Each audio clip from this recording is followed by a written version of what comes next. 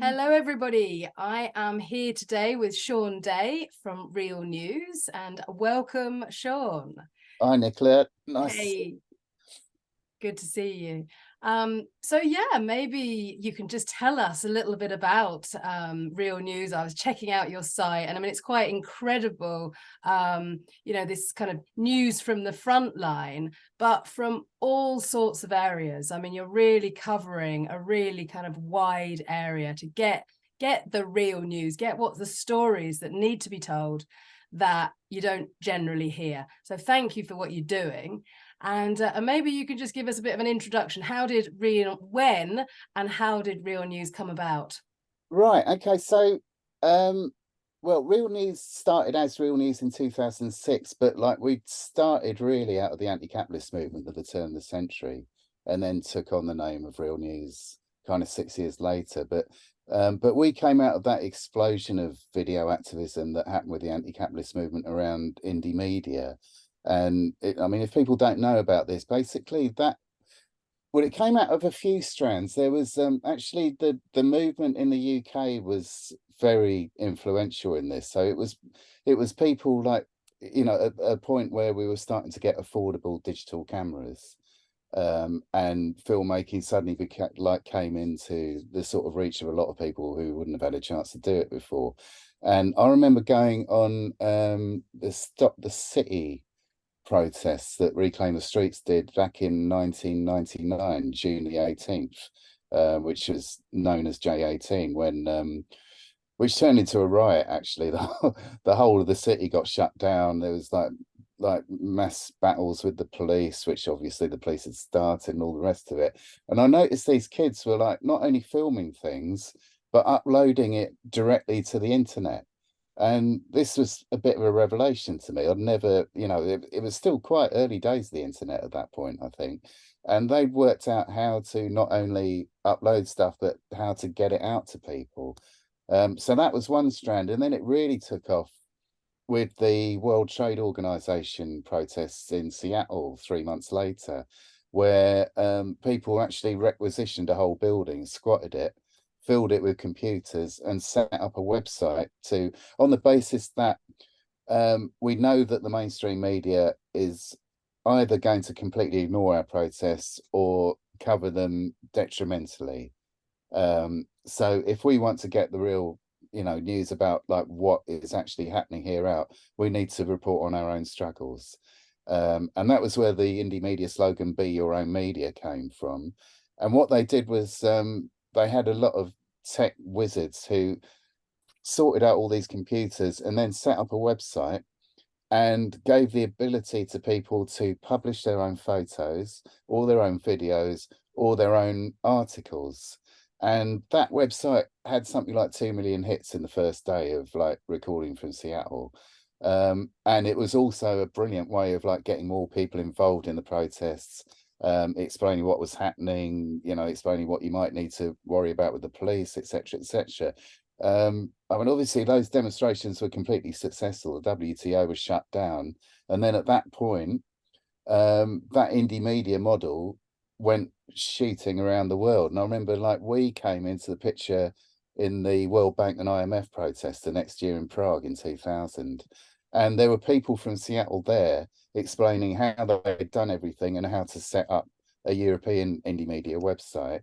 And we were going out on the front line and doing that stuff. I suppose there were a few video activist collectives who were springing up all at the same time. So there was Big Noise, who did all the Seattle stuff from America. There was us from Britain. There were a few other video activist collectives as well, coming out at that point as well. There was Aka Crack from Germany, I remember. There was Italy Indie Media. Aka Crack were very associated with the Black Bloc in Germany. Italy Indie Media was similarly connected to the Disobbedienti and the autonomous movements in Italy, and we were very connected with Globalised Resistance at the time. And we'd all come from anti-fascist backgrounds, so we were used to like being on the front line of things. And that wave of video activism was very much about having a job to do on the front line, not just filming what was going on, but also filming for security and shoving cameras in police's faces, which would just slow them down enough for people to get out the way quite a lot of the time. So we had a very defined role very quickly. So that's where it all started from. And then as time went on, we kind of realized that, I mean, this was all brilliant, and there were loads of people sort of covering, you know, campaigns and disputes and around that direct action, but there wasn't really anybody systematically supporting workers' struggles in that way. You know, like whether that was in workplaces or in communities. And we thought, because we all came from militant trade union backgrounds, we thought that's probably our job. So that's how Real News came about, really. Yeah, so I see that you know, from everything covering the NHS and, you know, other trade union strikes through to, you know, other kind of social, environmental, Palestine. I mean, there are so many issues that are going on in the world right now. I mean, there's many strands to this broken tapestry. So, you know, having that umbrella where, you know, people can go on, and if they're interested to find out more about Palestine and what's going on, why are we not really hearing the truth? Why do most people are still confused as to, you know, actually what's happening there? And we met just recently at Boomtown at the festival, and which in my last video I wrote this poem. I was so kind of, Boomtown was just so huge and so hedonistic, and so, but the great thing coming about it was, you know, some of the people that I met through the Real News tent, and so, you know, that is creating these hubs for people to come together. And we also got to see the film about Jeremy Corbyn, The Big Lie, which you screened there and at Glastonbury, where it was banned.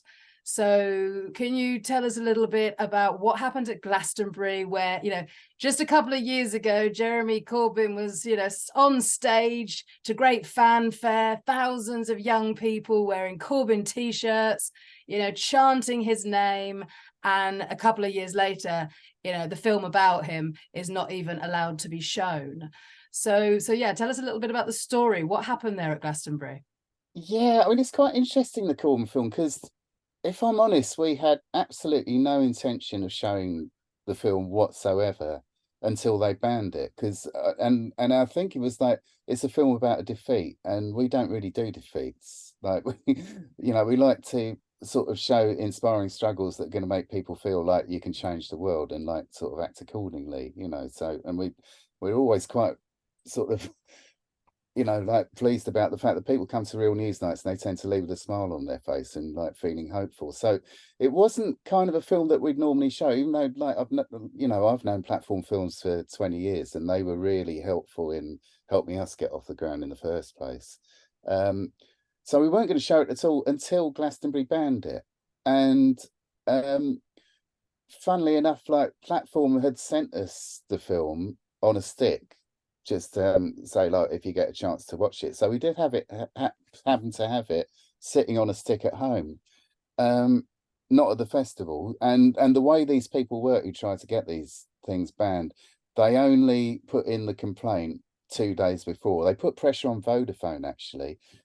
Glastonbury themselves were contacted originally. They got their lawyers to look at the film. The lawyers went through the film with a fine tooth comb, came back to Glastonbury and said, there's absolutely nothing anti-Semitic in this film at all. There's no problem with showing it. So then the people complaining shifted their attention to Vodafone, who were the main sponsor of Glastonbury. And Vodafone were the ones who put pressure on Glastonbury to ban it. So once we heard that, we were on site, obviously, but we found somebody coming from Hackney who was prepared to go around our house, pick up the stick, and then come, come in time for Thursday evening and get it to us. And I think it arrived about half an hour before we said we were going to show it. And it was completely word of mouth thing. And this shows that censorship never ever works. It's basically, if they just let it go ahead in where it was going to be, the Pilton Palace, it was due to be shown on Sunday afternoon at 2 o'clock. Now, anyone who's been to Glastonbury and been to the Pilton Palace knows that there is nobody in that cinema all day long. People are going out and seeing bands. The only time really when there's a lot of people is either if there's I remember there were a lot of people for a premiere of Toy Story because it was the first time it was being shown in Britain. So that gets crowds. Or 2, 3 o'clock in the morning when people are like chilling out after whatever they've been doing all day long. But no one goes to that place at 2 o'clock on the afternoon on Sunday. We reckon we got over 150 people watching it in the speakers forum in the Green Field. So through banning it, they basically guaranteed that 7 times as many people went to see it. And so what is it in there then that you think is the, you know, the kind of nugget in that film that makes them so afraid of people seeing it? I think basically, I think that, you know, the film makes this point that anti-Semitism was weaponized against Corbyn. And there was a very clear reason why that was done, is because he supports the struggle for rights in Palestine and struggle for justice in Palestine. And there were quite powerful interests who wanted to stop that happening, I think. So basically, the whole film tells a story about, it's not just about that anti-Semitism, it is about the story about how Corbyn was stopped from becoming prime minister and how like a socialist government was stopped. And Because it was very close, wasn't it? It really felt like there was this Corbyn mania, that there was potential of change, and that, you know, he really, you know, could have got in. And yeah, then all of a sudden, no, it just kind of all fizzled out. And then nobody really questioned, well, actually, what did happen to him? We just bought that story, anti-Semitism, that was what it kept over and over and over again. But yeah, if you ask the general public, well, what happened? People don't know the story. They don't. And, you know, I've talked to, I'm not in the Labour Party myself, never have been, never will be, or any other party for that matter. But if, you know, I've talked to Labour Party members who said, oh, well, Corbyn is anti-Semitic, isn't he? Which is like, anyone who has ever met Corbyn or actually looks at what he's done and said over the years knows that's completely ludicrous and a nasty sort of tactic as well. Like, you know, it was almost, how can we hurt this person most? And it's like, right, let's get a load of racists to call an anti-racist a racist. That's basically what happened. And I think the fact that the film tells the truth about what happened, much like the Labour files did on Al Jazeera, I think a lot of people don't want that story to get out about how he was blocked from doing it by his own party as much as anything. I think that's the real, you know, showing how divided the party really is. And, you know, it seems, although we think of it as left, it's pretty far right in a way. And I did meet Jeremy Corbyn a couple of years ago, just before, you know, I mean, it was in that time of this, oh my God, this is like, potentially he's going to get in. And I was so impressed because I met him up in Wales at the Centre for Alternative Technology. And he had gone with his like close little posse to receive the Zero Carbon Britain training. So it's like, wow, this is like the future Prime Minister who's come up to receive the training on how can Britain become zero carbon. And we chatted, and I was like, oh my God, he's like a really just nice, down-to-earth guy. I know people that live in Highbury, Islington, who say they just always have known him as down the allotments on his bike. And, you know, he just didn't fit in to that normal kind of politician look. But do you know what his feedback has been on the film? I have no idea, to be honest. I know that they were very happy that we broke the ban at Glastonbury, which seemed to get us. I mean, we woke up on the Friday morning to find like we were the main story on Mail Online, and that we were in the Telegraph, the Times, the Express. It just went completely bonkers, really. And so, and we know we got a lot of exposure. We just put up a 45-second clip of people watching the film that got over 750,000 views. And so far more views than any other video we put up, which has actually got stuff in it. So yeah, we heard that he was happy that it had been shown. I haven't bumped into Jeremy for a while. I mean, I bump into him all the time as well, as I live in Hackney, and you do, like, he's on every picket line, he's involved in every campaign. He works hard, you know. But I wouldn't know what he thinks personally. He's not a mate or anything, do you know what I mean? So what are you working on now? What films are you showing now? Anything that you recommend people to look out for?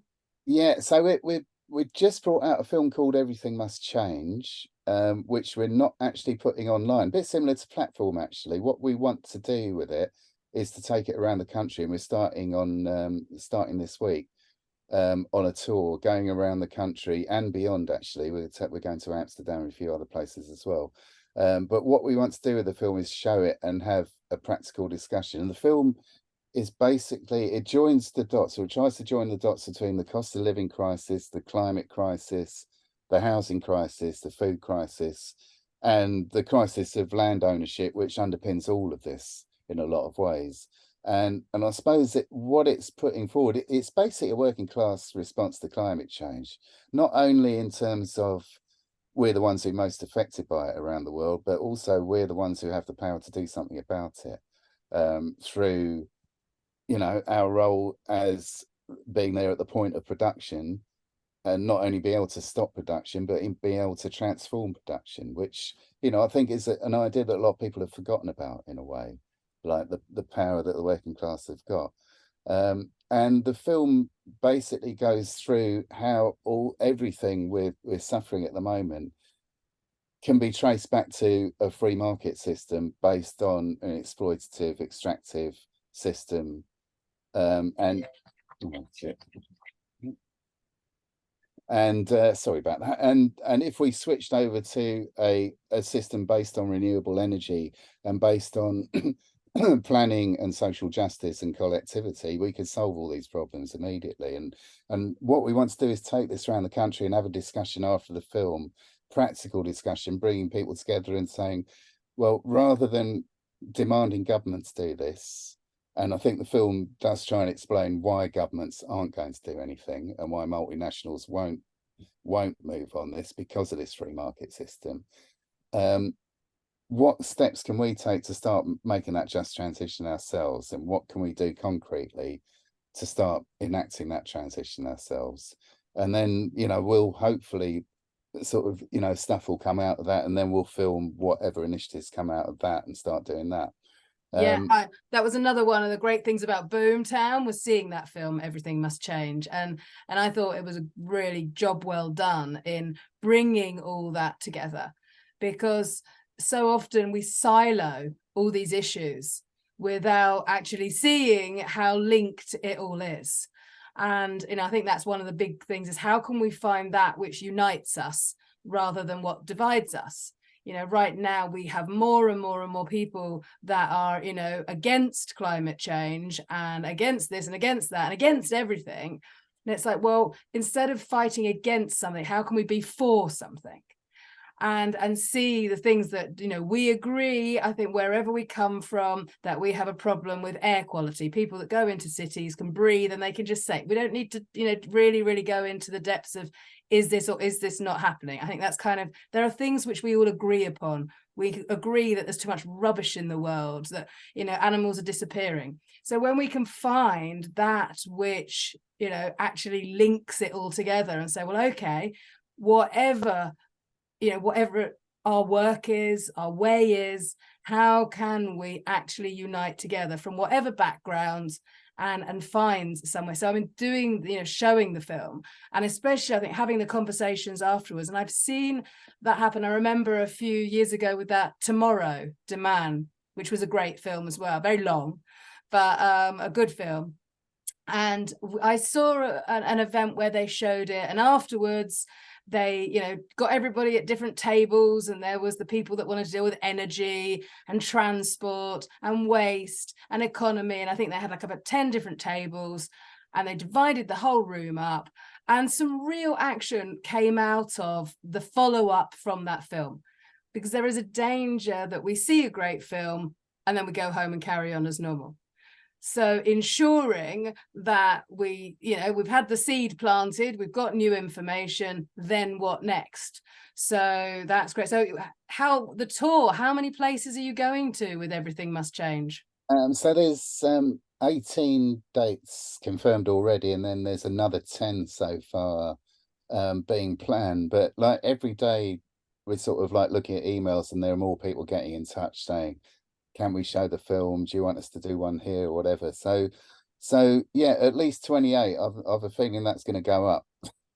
Yeah, I'd be up for screening one too. I remember thinking that, yes, I think it's a great film, definitely needs to get out there and to be, yeah, bringing people together. It's like you say, it's like, you know, some people, it's like, it's all about the cost of living crisis, and what's the cost of living crisis got to do with the environment, and how can we link together, you know, people of color and social issues and the LGBTQ and all the different communities, and actually start kind of coming together and bringing these worlds together. So it's very exciting that you're, you know, actually going around and showing that. And and actually, like, you know, Boomtown this year, we were kind of thinking we should probably like make it clear where we come from and bring back that idea of anti-capitalism, and to do that, like the first day at Boomtown, because for people who don't know about Boomtown, the average age there is 22. So most of the people, the vast majority of people at that festival won't even have been born when Genoa happened, and you know, all these like big protests happened at the turn of the century. So we thought, well, maybe we should just show people what happened 20 years ago. And watching those films again was quite interesting, because it kind of reminded us of a time when nobody was really talking about who to vote for, or you know, what was happening in the Labour Party, because there were huge global movements everywhere, including in this country, where people were actually getting results. I mean, the main slogan of the movement was "We are winning." You know, everyone really thought we were going to change something, and nobody was thinking in terms of electoral path. Everyone was starting to feel that power that you get when you all come out on the streets and you're acting together. So I think in a way, what we're hoping to sort of encourage is maybe anti-capitalist movement 2.0, and get back to that idea of we could do this ourselves. yeah, And and every time, localization, it's all got to be based on, you know, actually what can we do in our own backyards. And people say that the NIMBY thing is a bad thing, but I'm like, I don't know if it is actually. If we all cared for our backyard, the world would be a better place. And so bringing around the kind of talk about localism and, you know, what we can actually do in our own communities, that's where it starts. And it feels like that's what we need to be doing, it postcode by postcode, getting people to get up and move out of this apathy and this idea that, you know, somebody else is going to fix the problem. And this, you know, and pointing the finger, which is of course what we all do. It's like, it's them, it's big business, it's the corporations, it's them and them, and it's the government. And we take ourselves out of the picture. And so how we can put the individual back to go, you know, you have the power to make change. definitely. Nicola, can I just stop you for a sec? I've just realised someone's trying to get in the door. I've just got to let them in. Can I? Yeah, well, I'll tell you what, let's just say thank you, Sean.